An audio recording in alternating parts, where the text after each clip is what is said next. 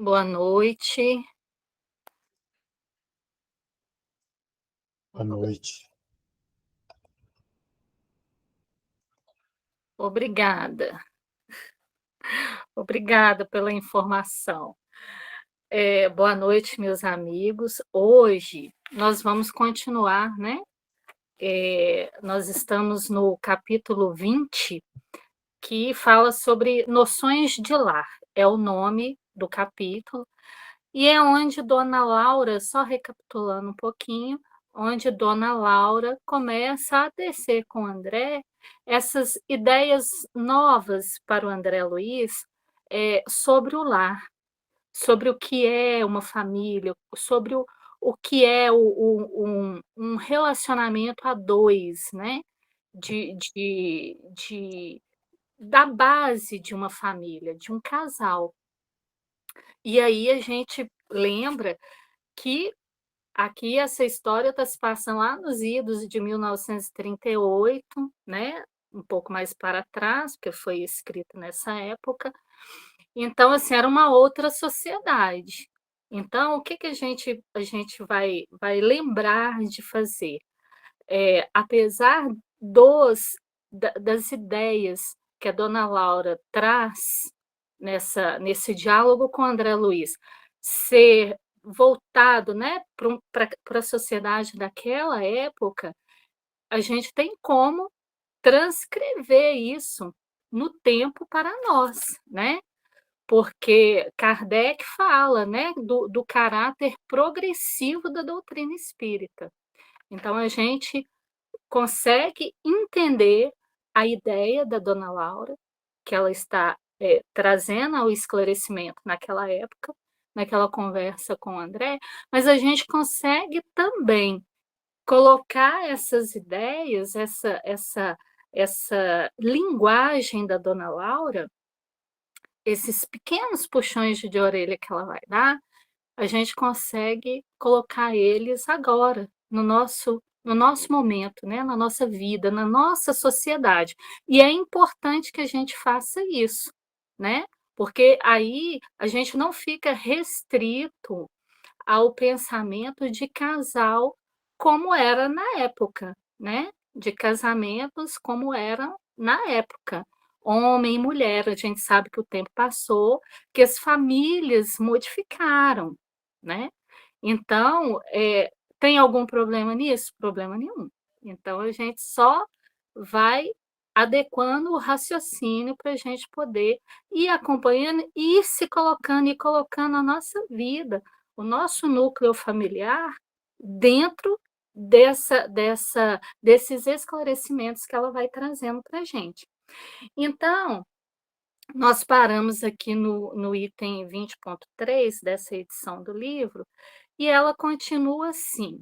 Lembra que na semana passada a gente conversou até falando sobre que a sociedade, né, que dissimula assim em sociedade e na vida íntima, o casal às vezes tem essas dissimulações, né? Ela está contando, que faz essas viagens mentais de longa distância, quer dizer, se separa da realidade, estão juntos de corpos, mas estão distantes em sentimentos e em pensamentos. E aqui ela fala, né, que faz viagens mentais de longa distância, quando o outro comenta o serviço que lhe é peculiar, aí ela fala, né, se a mulher fala dos filhos, o marido viaja na questão dos negócios, do trabalho que ele teve durante o dia.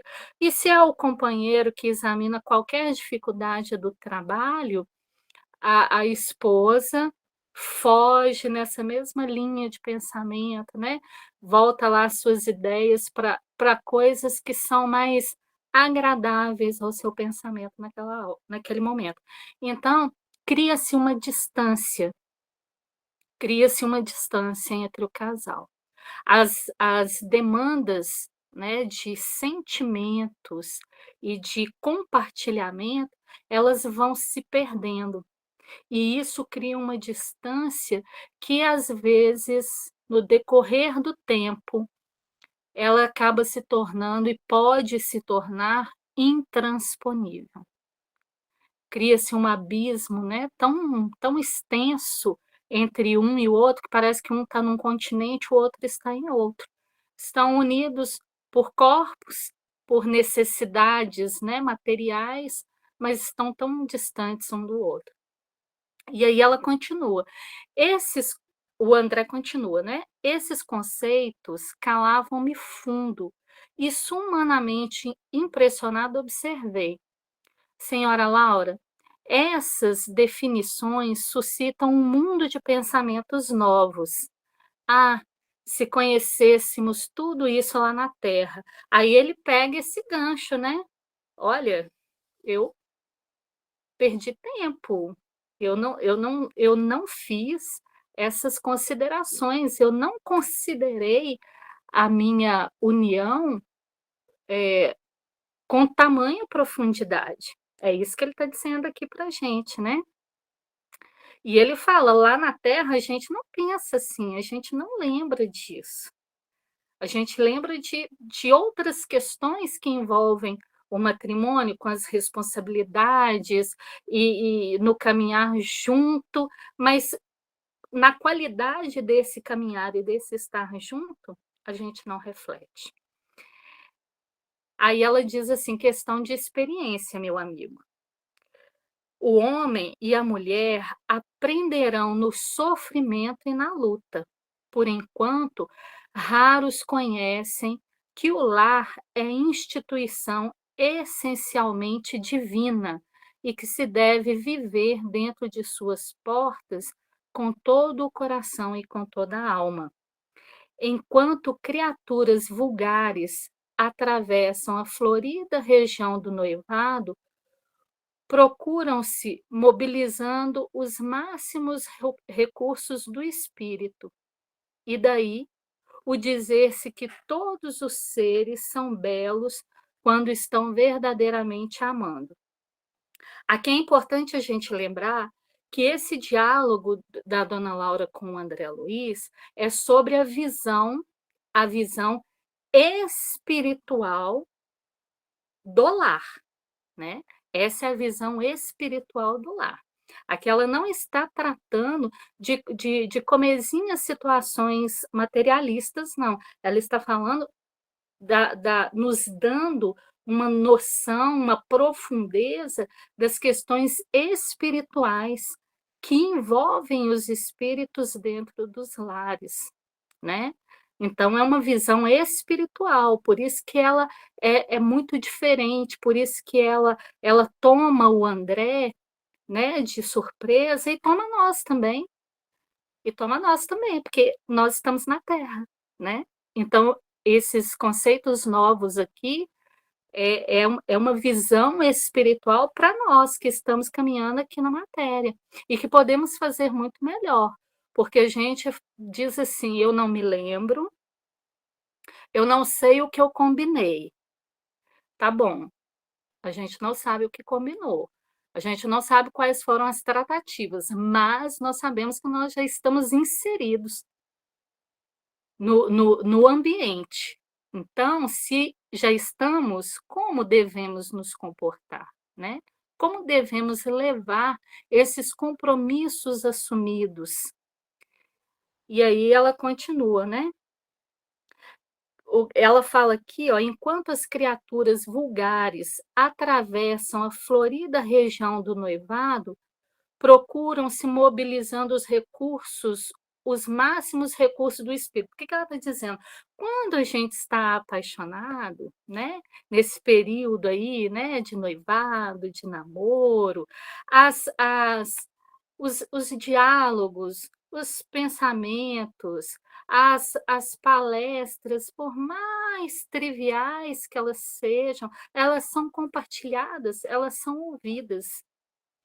E quando aquilo se torna sério, né, quando um entra, em definitivo para a vida do outro, além de se perder, de parar de se dar valor ao que é trivial e que quando você está namorando, noivando, é tão importante, e é uma importância muito profunda, que é o que cria os laços.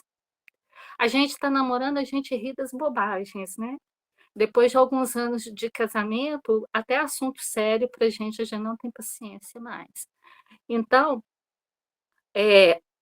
o que ela diz é assim, ó, o assunto mais trivial assume singular encanto nas palestras mais fúteis. É bobagem, né? Quem está namorando, a gente vê às vezes as pessoas namorando, ri de nada, né? Ri de nada. E muitas vezes a gente pensa assim, deixa os anos de relacionamento chegar, vamos ver se continua rindo. A gente já coloca um peso, porque a gente um peso na forma de pensar, porque a gente vai tirando base por nós, que a gente vai perdendo o encantamento com aquelas coisas triviais. E o trivial é muito importante para se manter um casal unido. A gente pensa que não, né? São trivialidades. Isso aí não tem valor, tem muito valor. Porque é isso que une a princípio.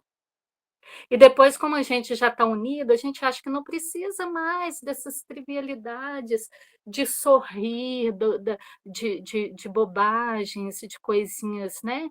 Bobas, fúteis, a gente acha que não precisa mais, que em algum momento a gente acha que ficou muito maduro, que a relação amadureceu. Às vezes amadurece de tal feita que apodrece em vida, né?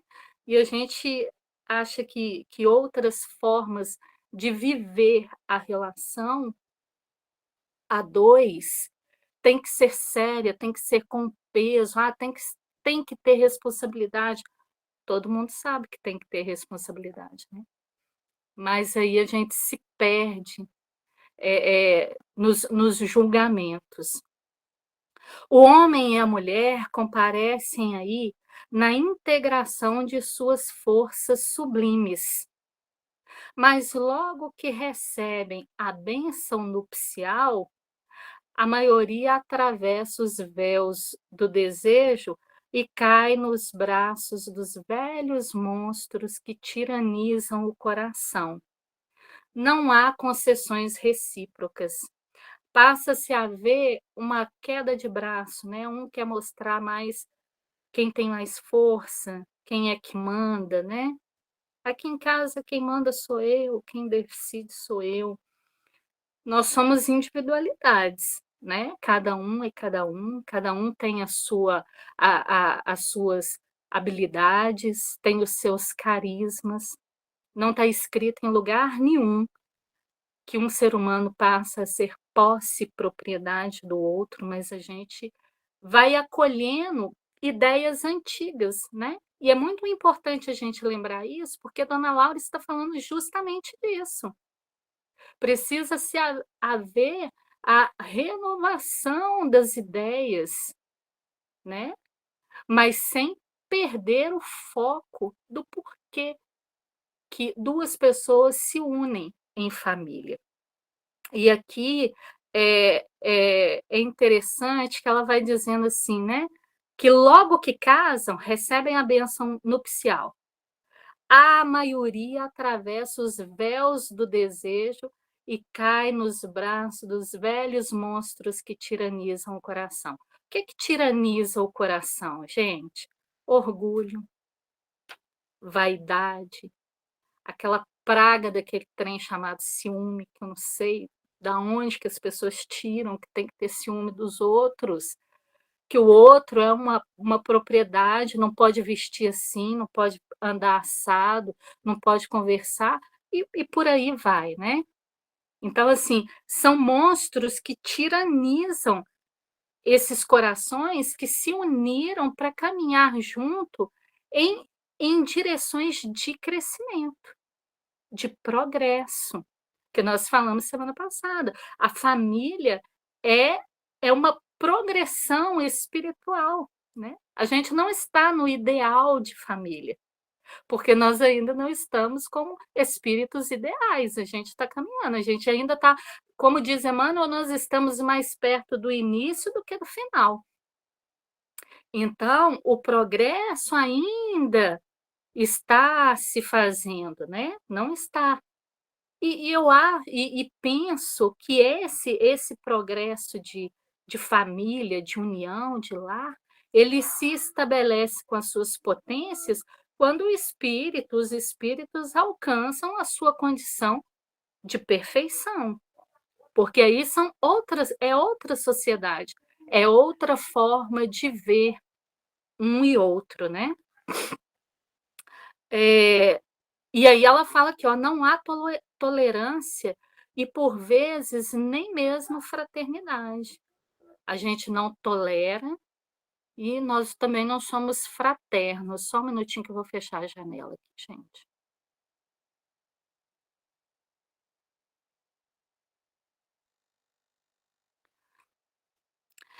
E é muito interessante isso, que tem o livro, Entre o Céu e a Terra, né, que o André Luiz ele fala que é o André Luiz ou está no início lá, é o André Luiz, que fala que nós vivemos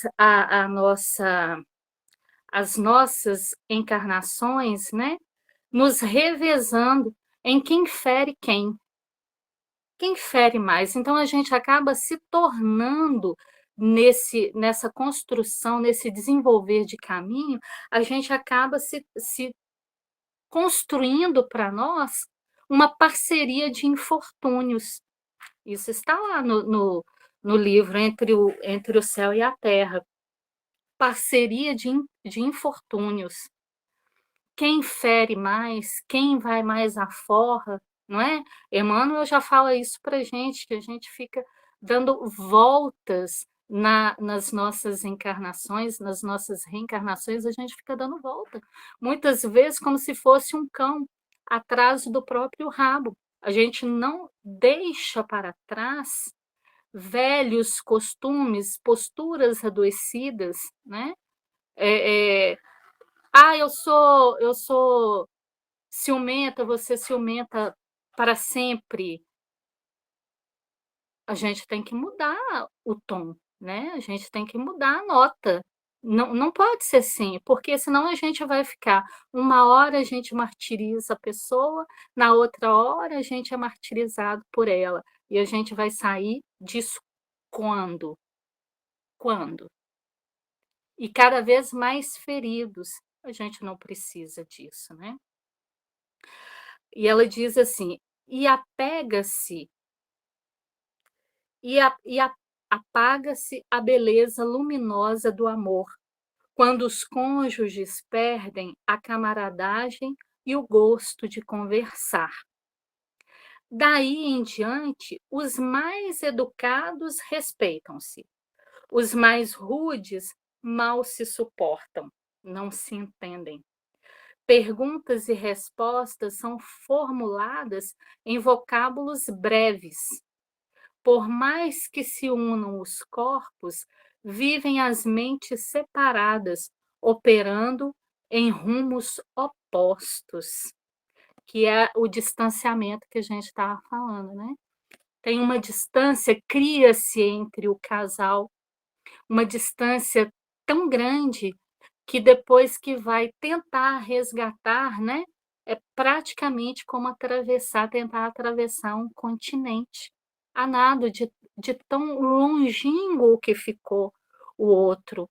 E muitas vezes não tem como restaurar aquela distância, tem que haver é impossível? Não, não é impossível. Mas para se conseguir fazer isso, o casal precisa abrir mão de pelo menos um dos monstros que tiraniza, que é o orgulho. Alguém tem que dizer: "Vamos tentar, vamos tentar recobrar a distância", porque o tempo não dá, né, o tempo não dá, mas dá para começar a fazer de forma diferente a partir dali. Aí, se o outro também abre mão desse orgulho, é possível, mas muitas vezes é necessário que primeiro, que essa primeira briga seja com o próprio orgulho. Se não acontecer, continua-se em silêncio até o fim. Um fim que pode ser breve ou pode se ir até o fim da vida. E aí o que acaba? Acha que construir uma relação firme, né, em bases firmes, rompeu com o projeto, o propósito da encarnação, e aí chega no plano espiritual e vai descobrir o quê? Que não, que não, né? Que na verdade, criou-se uma parceria de infortúnio. Foram 2 infelizes que decidiram não se deixar, mas não fizeram nada para modificar. Então, eu acho assim, por isso que eu acho esse capítulo assim bem, ele é muito profundo, ele mexe muito com os nossos sentimentos, né, com a forma como a gente se vê. E aqui a dona Laura vai fazendo o favor de ir dando pequenos toques, pequenas cutucadas na gente, né. A dona Laura dá uma aula. Dona Laura é uma exímia professora. E André diz assim: "Tudo isso é pura verdade. Que fazer, porém, meu amigo?", replicou a bondosa senhora. "Se na fase atual evolutiva do planeta, existem na esfera carnal raríssimas uniões de almas gêmeas, reduzidos matrimônios de almas irmãs ou afins, e esmagadora porcentagem de ligações de resgate. O maior número de casais humanos é constituído de verdadeiros forçados sob algema. Isso aqui, essa parte aqui, ela cabe assim muitas considerações, porque tem muito material para ser conversado. É muito profundo esse pequeno parágrafo. Ele é muito profundo. Ele dá para conversar dias sobre isso aqui. Porque na fase evolutiva do planeta, o que ele está falando? Primeiro, na escala dos mundos aonde nós estamos? Nós estamos em provas e expiações, né? Anterior a provas e expiações era o quê? Era o quê? Mundo primitivo. Então, nós estamos mais próximos ainda do mundo primitivo, do primitivismo dos sentimentos, do que da elevação deles. Porque, olha só, após o provas e expiações, na escala dos mundos vem o quê? Regeneração, mundo ditoso e mundo celeste. Nós estamos mais próximos de quem? Do primitivo. A gente ainda está aqui, né? Apanhando, aprendendo em provas e expiações. Mas a gente está mais próximo do início do que do final. Então, na fase atual evolutiva do planeta, os espíritos ainda não se conscientizaram plenamente de que são espíritos tendo experiências na carne. São espíritos tendo experiências na carne. Não são espíritos que vivem pela carne. E é muito comum nós ouvirmos as pessoas, algumas pessoas dizerem, né? Ah, só se vive uma vez. A gente está no mundo é para aproveitar. Não é mentira. Tem muito que se aproveitar, porque o mundo é muito bonito. Mas a gente não está aqui fazendo um passeio turístico. Não é para conhecer as instâncias, é para aprender enquanto se está nelas, né? Dá para aprender com leveza? Dá para aprender com leveza. Dá para aprender com espírito de parceria, independente de ser casais, né? Dá para aprender com espírito de parceria. Mas muitas vezes nós não estamos interessados nisso. Existem na esfera carnal raríssimas uniões de almas gêmeas, aquelas almas que se encontram para os propósitos, para as tarefas benditas de realizações de ampla consciência, de obrigação, levando em consideração que se está encarnando, não é espírito perfeito. Quando fala alma gêmea aqui, não está falando de espírito perfeito não, tá, gente? Espírito perfeito é só Jesus, só o Cristo. Então, mas almas que entendem qual é a proposta de encarnarem em parceria, construindo lares, apoiando seus parceiros. Reduzidos matrimônios, já não são raros, mas são reduzidos. Alma gêmea é rara. Reduzidos matrimônios de almas irmãs ou afins. Almas irmãs, que têm os mesmos propósitos, que os sentimentos coanudam, as ideias coanudam, são raras, né? Reduzidas.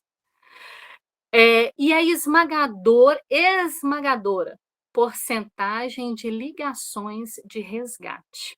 E aí o que a gente vai lembrar? O que é resgate, né? A expiação. A expiação é a reparação do erro cometido.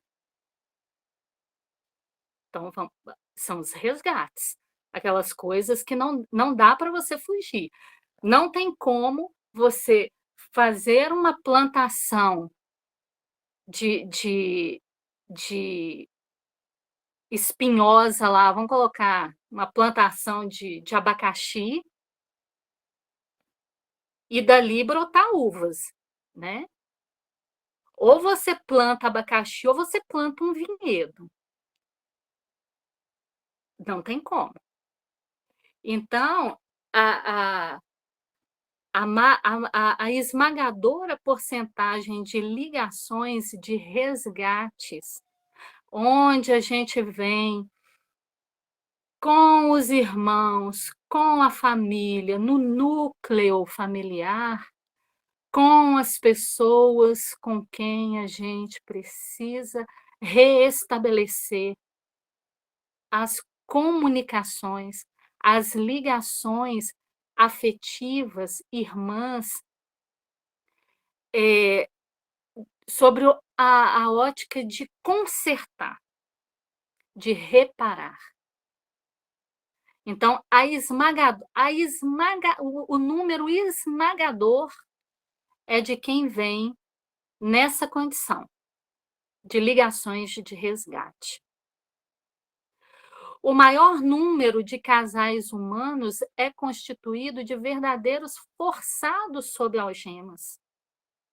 Tá lá, o indivíduo está lá no plano espiritual. Vão voltar, meu filho, vão voltar, vão voltar. Você já entendeu que você tem compromissos ali com aqueles irmãos, não entendeu? Entendi. Eu quero todos dentro da minha casa. A espiritualidade fala, não, leva só 2. Pega só o marido e o filho. Não procura, deixa os outros mais para frente. Deixa os outros ir chegando depois. Não dá para ser todo mundo. E, às vezes, dependendo, né, da condição daquele espírito, se ele já tem estofo, se ele já tem carapaça, às vezes ele volta com muitos irmãos dentro da família para reestabelecer as conexões que ficaram perdidas, que se partiram lá atrás.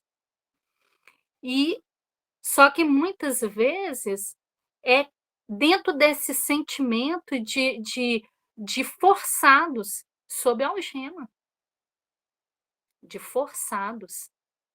Oh, meu Deus, por que eu fui casar com esse homem? Por que eu fui casar com essa mulher? Por quê? Minha mãe falou, meu pai falou, mas por quê? Ora, primeiro, que os compromissos que são nossos, não tem como nós abrirmos mão dele por tempo indeterminado. Em um dado momento, a gente vai ter que se a ver com o que foi destruído lá atrás, com o que foi separado, com o que foi estragado. E a gente precisa lembrar que muitas hoje as famílias, né, se deparam com vários tipos de desequilíbrios, né, seja na ordem dos vícios, bebida, do fumo, das drogas, eh, seja nas questões morais. E muitas vezes nós tivemos, assim, ativa participação na implantação desses desequilíbrios. O que que é se ter ativa participação na implantação de um desequilíbrio? A gente ouve dizer, eu particularmente nunca vi, mas já ouvi dizer que, por exemplo, em determinadas cidades, né, do interior, por esse Brasil afora, é comum a é comum ou foi comum as famílias apresentarem, né, bebida alcoólica para as crianças ainda pequena. Em alguns lugares, né, se tomar um cálice de uma aguardente, de uma de um vinho antes do almoço, é oferecido a crianças, a jovens. Só que isso, gente, aí podem falar assim: "É cultural, faz parte, né, daquele ambiente", tudo bem, é cultural. Só que ali está se implantando naquela pessoa pequena ali, miúda, aquele jovem, a possibilidade de um vício, a possibilidade de um vício, que pode degenerar para uma coisa, assim, incontrolável. Lembrando que hoje no nosso país, não só no nosso país, mas lembrando que no nosso país, a gente tem um alto índice de jovens alcoólatras. Como que se chega a esse resultado? Jovens que bebem praticamente todos os dias, adultos que bebem todos os dias, que não conseguem, né, compreender o seu descanso, o seu momento em casa, fora do trabalho, sem a bebida.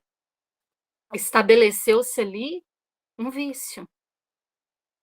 Só que muitas vezes isso pode não causar um transtorno familiar muito grande, mas na grande maioria das vezes vai caminhando para isso.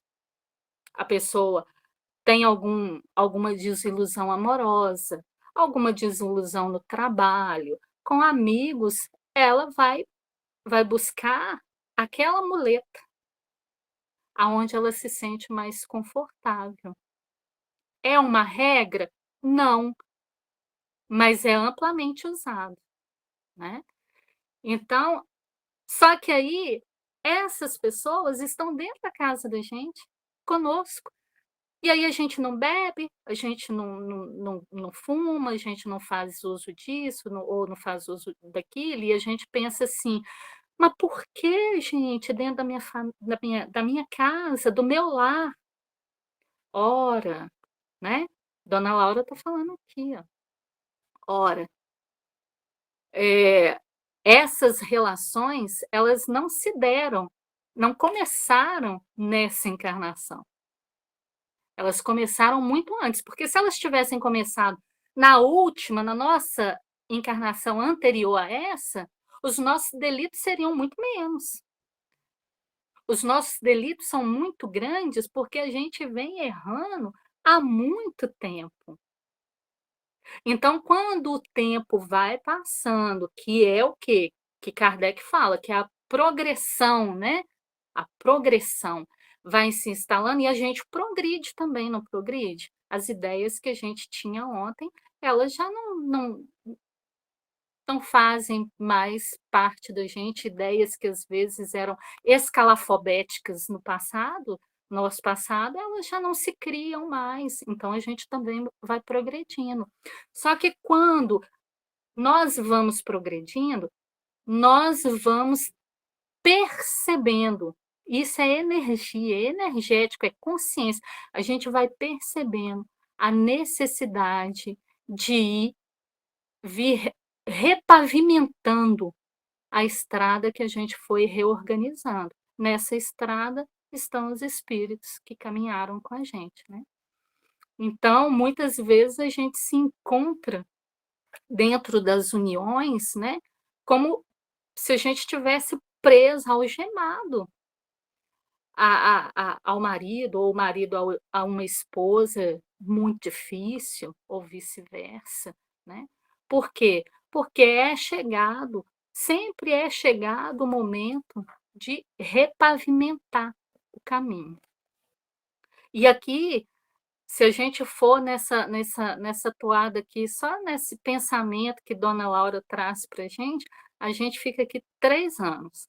Então vou continuar, né. Procurando retomar o fio das considerações sugeridas por minha pergunta inicial,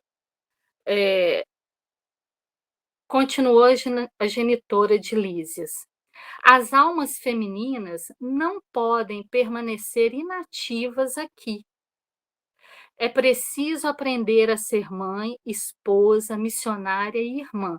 Lembra que lá no início do capítulo, na semana passada, ela fala sobre isso, né? Que as almas femininas aqui assumem numerosas obrigações, preparando-se para voltar ao planeta ou para ascender a esferas mais altas, que eu falei lá na frente, ela vai falar mais sobre isso, e ela começa a falar sobre isso agora. As almas femininas não podem permanecer inativas aqui. É preciso aprender a ser mãe, esposa, missionária, irmã. A tarefa da mulher no lar não pode circunscrever-se a umas tantas lágrimas de piedade ociosa e a muitos anos de servidão. Aqui ela está dando uma cutucadinha, porque na época, né, nessa época que, por exemplo, e ainda hoje, só que nessa época aqui lá, né, nos idos de 1938, vamos colocar, as mulheres, né, elas eram escravas, escravas dos seus maridos, escravas dos seus filhos. Se elas não fossem casadas, elas eram escravas, né, do pai, porque, o a forma como as mulheres podiam se movimentar dentro da sociedade era muito restrito, era muito diferente do que é hoje, né. Então, aqui ela está falando, e essa restrição era: mulheres não podiam estudar, muitas não podiam estudar, muitas não sabiam escrever, né. Elas tinham que ser apenas serviçais, donas de casa, né. E nada mais. Os seus sentimentos, né, como mulher, como indivíduo, não eram vistos, não eram respeitados, elas não eram enxergadas, né, não se enxergava essas mulheres. Por isso que Dona Laura tá dando essas cutucadinhas aqui, ó. Eh eh É claro que o movimento coevo do feminismo desesperado constitui abominável ação contra as verdadeiras atribuições do espírito feminino. É claro que o movimento coevo do feminismo desesperado constitui abominável ação contra as verdadeiras atribuições do espírito feminino. Aqui ela está falando assim desse do feminismo exagerado, desenfreado que tem hoje, né? E olha só para você ver, ela dando esse toque lá naquela época, né, lá atrás, lá atrás. É claro que o movimento coevo do feminismo desesperado constitui abominável ação contra as verdadeiras atribuições do espírito feminino. Tem que haver equilíbrio, né? Não era só a mulher sair, e sair e pronto, né? Precisava se observar a real o real motivo do porquê estava saindo. O que que se objetivava, ou se objetiva até hoje, buscar, né? A mulher não pode ir ao duelo com os homens por escritórios e gabinetes, onde se reserva atividade justa ao espírito masculino. O que que ela está dizendo aqui? Não é para haver duelo. Não é que a mulher não pode exercer essas funções, não pode estar nesses lugares. Não. O espírito é de cooperação e não de duelo. Hoje, a gente consegue observar determinadas posturas muito radicais, né? Uma moça vai sair com o rapaz, não, eu não aceito que ele pague a conta. Algumas se colocam como ofendidas. Claro que eu entendo, respeito, cada um é cada um, né?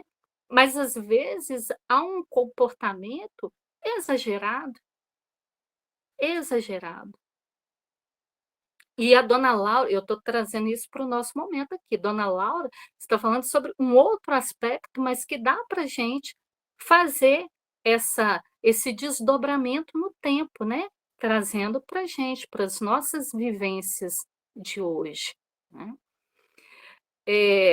Porque existe um desequilíbrio, gente, que a gente precisa observar. Existe um desequilíbrio quando potências, né?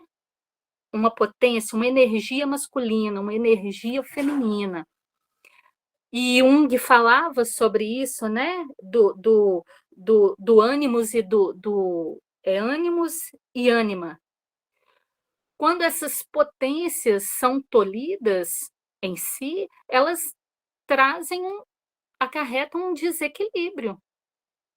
Então, a gente vai observando determinados homens deixando de ter as suas características de comportamento, tá? De comportamento dentro do que se espera de uma atitude masculina.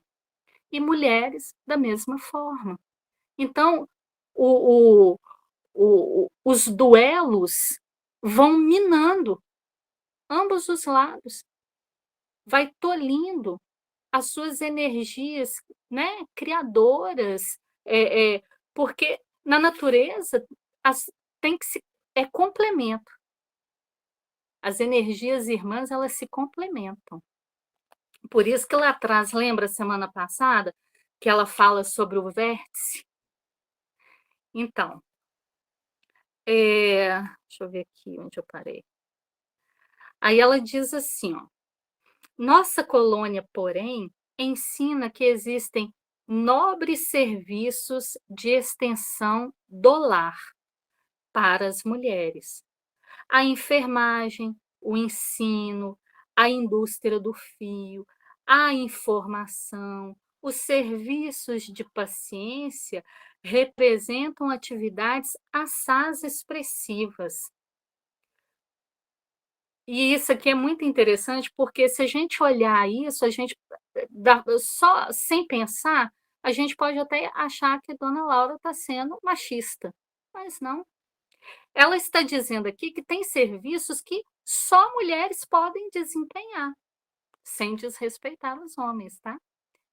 Mas a questão da sensibilidade, a sensibilidade, a, a capacidade de entreter, de de unir, é uma característica muito feminina. E aí a gente tem que observar que o feminino, ela não está restrito à figura, né, a figura mulher, a energia, sim, a energia do indivíduo. Pois não, Cid?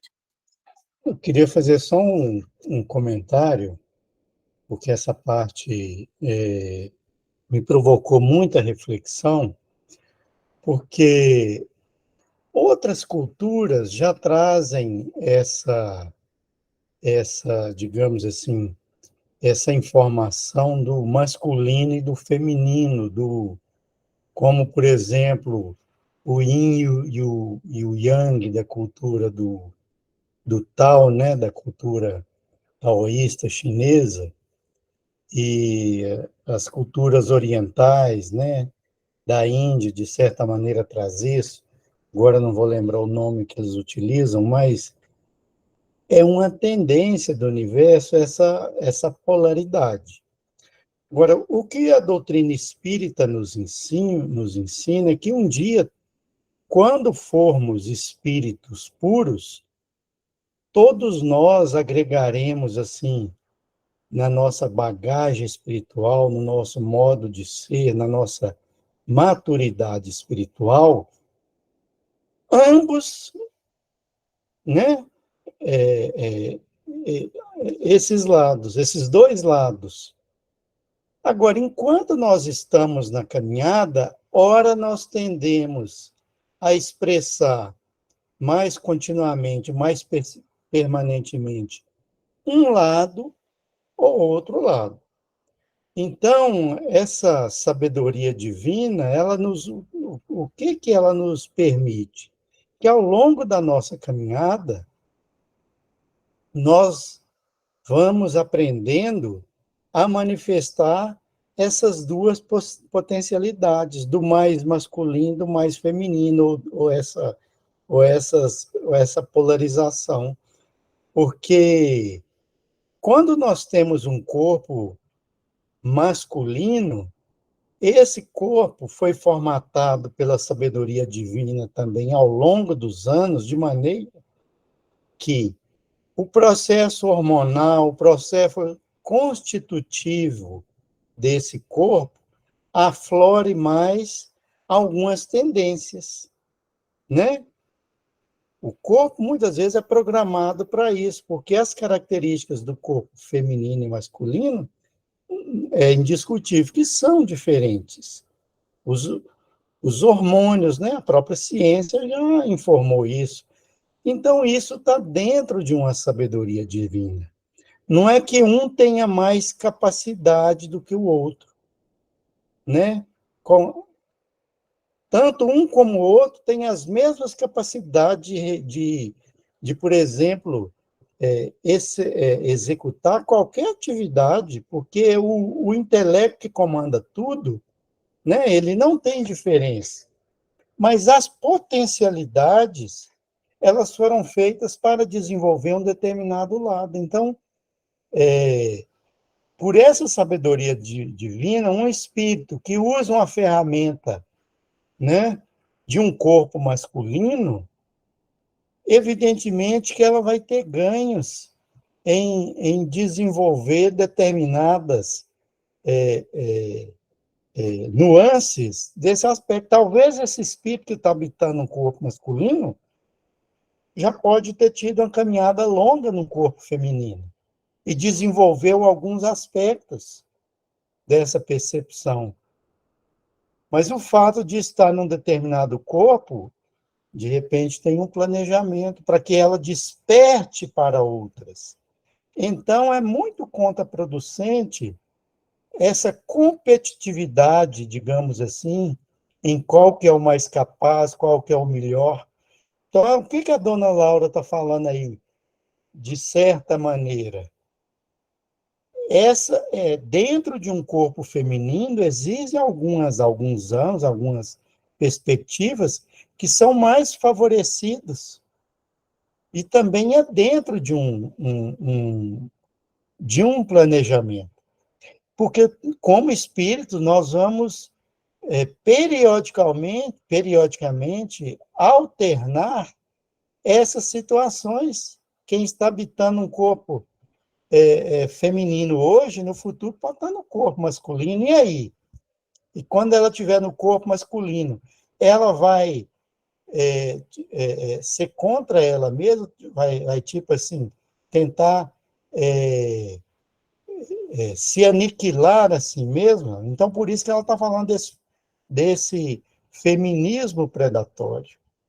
Então, a sabedoria divina nos mostra que por isso que o preconceito, por exemplo, contra os nossos irmãos que têm uma dificuldade em se encontrar no corpo temporário em que ele está habitando, por isso que não devemos ter um preconceito. Às vezes ali é um espírito ainda formatado durante milênios por ter habitado outro corpo, está com dificuldade de adaptação, mas aquela adaptação é salutar para ele. Então, é uma reflexão que nos traz de que não somos corpos, somos espíritos. E no final da sua jornada, o espírito não vai ter, digamos assim, um gênero, uma polaridade se sobressaindo sobre a outra. Ele não terá sexo, digamos assim. Ele não terá gênero. Então, é uma compreensão talvez muito profunda e muito complexa, mas que a doutrina espírita nos ensina, baseada na sabedoria de Deus. É o que eu compreendo muito desse tema também, né? Sim, sim. E aí, quando você falou, né, do yin e o yang, então a gente vai ver que Jung fala, né, sobre o ânimo e a ânima, porque são energias. Então, quando a gente pensa em nós estagiando, né, dentro dos nossos lares, e aí a gente tem que lembrar que as famílias mudaram, né, gente? Hoje tem casais homoafetivos, mas que não importa se são 2 homens, 2 mulheres, não importa se é um trissal. O que importa é que a energia e a responsabilidade dessas pessoas dentro daquele núcleo que elas formam, é isso que tem valor. É isso que remonta essa esse nosso pensar sobre família, né. Então olha só, independente a gente sabe, eu conheço, por exemplo, casais, né, eh, héteros, casais héteros, onde o homem é muito mais doce, muito mais feminino do que a mulher. A mulher é um trator, a mulher é um trator. Faz, gente, tá invertido? Um é pilhado, o outro é tranquilo, mas quem devia ser o pilhado é o tranquilo, vocês me confundem assim. Então, assim, são as energias, mas não importa como que eu e você está usando a nossa energia, o nosso ânimo, né? Não importa. O que importa é o nosso compromisso, a nossa responsabilidade com aquilo que nós somos, que nós temos dentro dessa tarefa, porque a gente precisa lembrar uma coisa: o lar, o lar, ele espelha para nós uma tratativa de experiência que hoje a gente aprende a amar dentro da casa da gente, das paredes, do muro da gente, 2, 3 pessoas, né? 2, 3 pessoas. Mas que é um laboratório para que a gente aprenda um dia a usar essas potencialidades do sentimento, que são as bases do abrir mão do egoísmo, do orgulho, dos ciúmes, do apego, e tratar com respeito, com carinho, com afetividade, amor. Essas pessoas que estão dentro do muro da minha casa, em algum momento, eu vou aprender com elas a retirar todo esse aprendizado que está dentro da minha casa e ampliar ela para o mundo. É para o mundo. Então a gente aprende, Deus é tão sabedoria que ele nos ensina em núcleo o que nós um dia usaremos na sua máxima extensão. Pois não, Cid? Não, eu tomei um pouco do seu tempo e agora eu tenho que te avisar que nós estamos chegando no nosso limite, então você vai precisar continuar a Só sua mais uns leitura aí para minutos. concluir. Tá, só Não, uns minutos. tranquilo, não tem problema, é só lembrete. Ok. Então ele diz aqui, ó, o homem deve aprender a carrear para o ambiente doméstico a riqueza das suas experiências. E a mulher precisa conduzir a doçura do lar para os labores ásperos do homem. Ela está falando aqui de equilíbrio.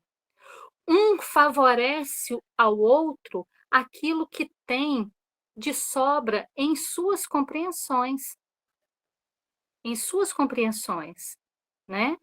A gente, um casal sabe que determinadas posturas, determinadas resoluções, às vezes, ela não é capaz de fazer, precisa do auxílio do outro, que o outro é mais para frente, é mais resoluto, e o outro sabe que em determinadas bases do sentimento, do apacentar, do trazer para junto, é só o outro parceiro que tem. Então, essa troca é o equilíbrio, né? É o equilíbrio.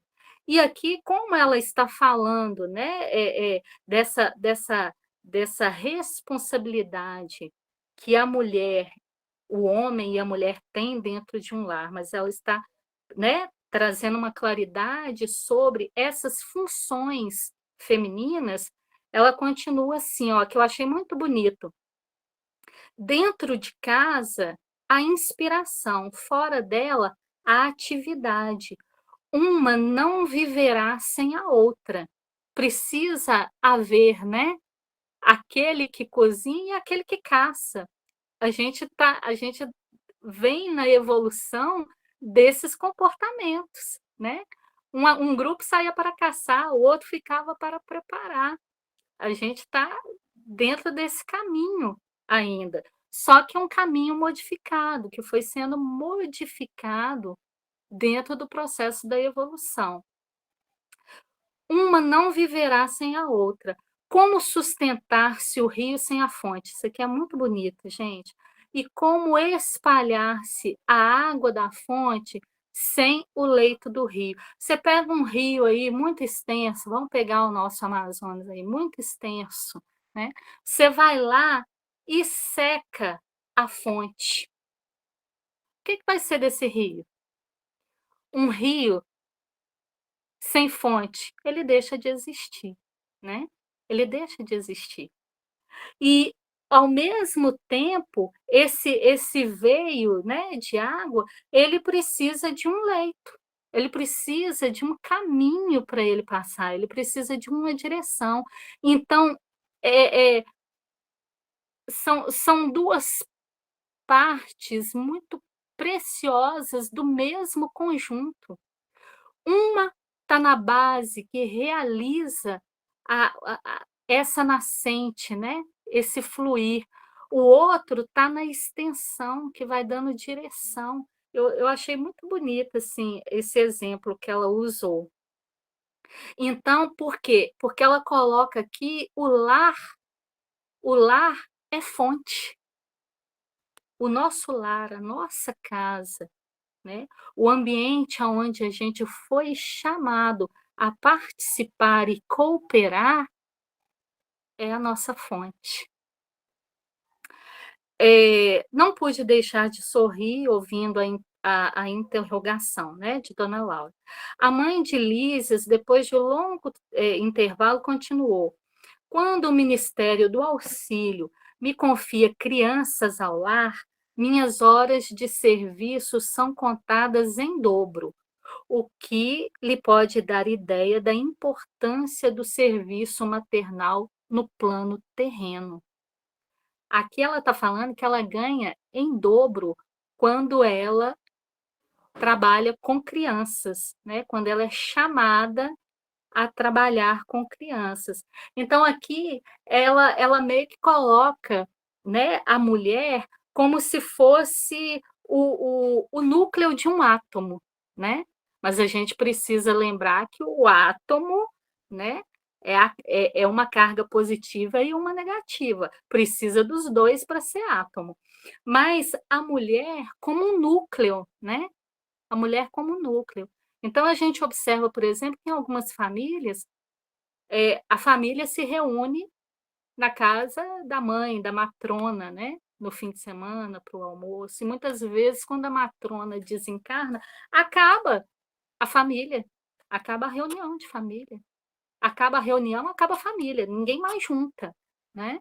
Então, ela traz esse pensamento para a gente do quão importante é o trabalho da mulher dentro da visão, volto a repetir, dentro da visão espiritual que ela está trazendo para a nossa reflexão, né? O trabalho da mulher não dá para a gente ter dimensão do impacto que se oferta a uma família quando a mãe, a personalidade feminina, sai de cena. Tem um impacto muito grande. Tem um impacto muito grande. E a gente fica pensando assim, né? Olha, naquela família ali tal, existe tantos advogados, tantos escritores, tantos médicos, tantos isso, tanto aquilo. A custas de quem? A custas de uma mãe, né? De muitos, né, gente? Não quer dizer, tem famílias que não têm a personalidade feminina, mas tem a energia feminina. Aí a gente tem que lembrar que tem as famílias, os novos modelos de família, né? E muitas vezes não é comum da gente ver, mas acontece também de ter um pai que abraça também com aquela energia feminina. Mas é mais difícil porque são dois movimentos, né, muito diferentes. Tem espíritos que conseguem, tem espíritos que não conseguem. Mas o que é importante da gente lembrar? Que a presença da mulher dentro da energia feminina.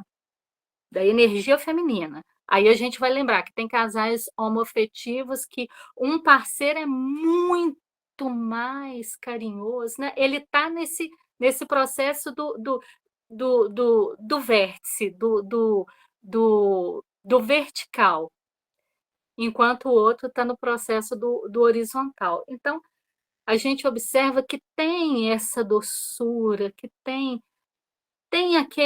aquela energia, tem aquele movimento necessário. Entretanto, quando isso não acontece, aí ela está falando, né, do trabalho dela. Quando isso não acontece, tem os meus deveres diuturnos nos trabalhos de enfermagem, com a semana de 48 horas de tarefa. Todos trabalham em nossa casa, a não ser a minha neta convalescente. Não temos qualquer pessoa da família em zonas de repouso.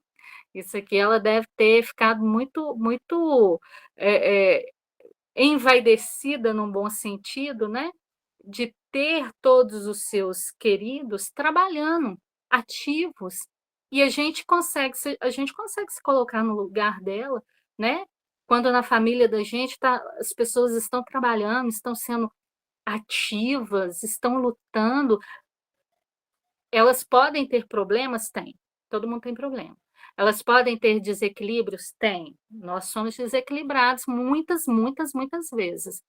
Mas quando você tem uma atividade, quando você está proativo, a traça não te corrói. porque a vida é movimento. Então ela deve ter ficado, assim, muito feliz, né, de num momento só a neta dela tá parada porque tá doentinha. 8 horas de atividade no interesse coletivo diariamente é programa fácil a todos. Todo mundo pode colaborar, né, e depois usar as suas horas de descanso em outras atividades, mas o importante é que esteja ativo, é o que ela está falando aqui. Sentir-me-ia envergonhada se não o executasse também. Aqui ela está falando, né, eu ficaria envergonhada, não saberia onde colocar minha cara se eu também não fosse ativa. O que que vai acontecer comigo? Eu vou morrer? Eu já morri, né. Ela está no plano espiritual, não tem corpo aqui para morrer, né. Então, plano espiritual é vida e a vida continua, é isso que ela está dizendo pra gente. Interrompeu-se a interlocutora por alguns momentos, enquanto me perdi em vastas considerações. E aí continua, né, gente? Mas aqui, por hora, né, por hora, nós terminamos. Se alguém quiser dizer alguma coisa, pode ficar à vontade.